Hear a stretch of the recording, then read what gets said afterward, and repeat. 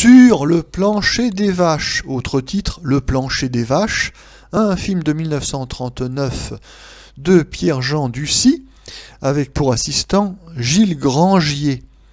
Dans les rôles principaux, Betty Stockfeld, la plus française des Australiennes, Pauline Carton, Noël Noël, René Genin, Raymond Cordy.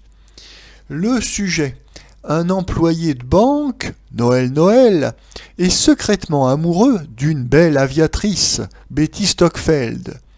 Un jour, Noël Noël gagne un avion de tourisme à une loterie.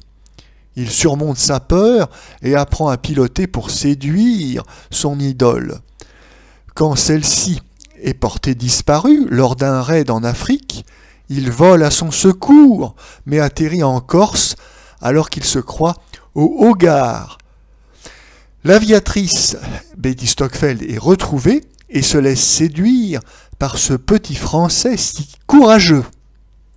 1939 est une année difficile pour le cinéma parce que les laboratoires de développement de Saint-Cloud ont brûlé, il y a eu un incendie et de nombreux films ont été détruits, il a fallu les retourner, enfin ça a été assez catastrophique et le film Sur le plancher des vaches fait partie de ces films sinistrés, donc le film en réalité a été tourné 2 fois.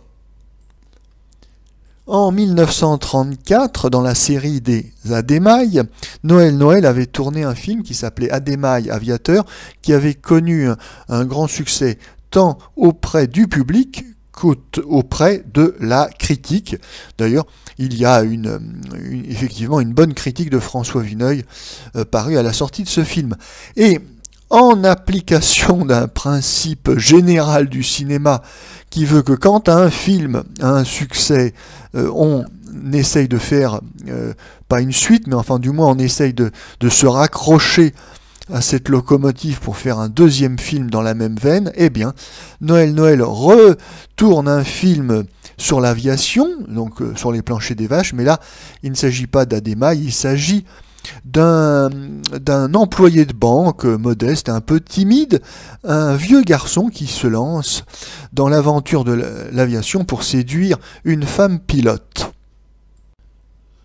Ici, on retrouve un des thèmes habituels du film d'aviation des années 30, c'est-à-dire la course au record, record d'endurance, record de distance. Il y a un petit élément supplémentaire, c'est un film qui fait la part belle à ce qu'on appelait à l'époque l'aviation populaire.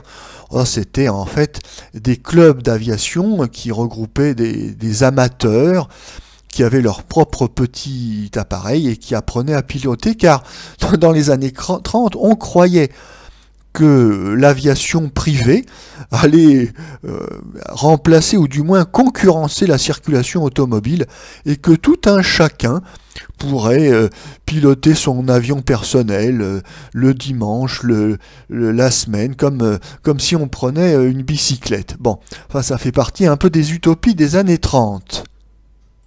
Ce film est avant tout réussi pour ses scènes de voltige aérienne. En effet, pour une fois, le film ne récupère pas des images d'archives ou des images fournies par les constructeurs d'avions. Non, là on a des vraies séquences tournées avec les acteurs.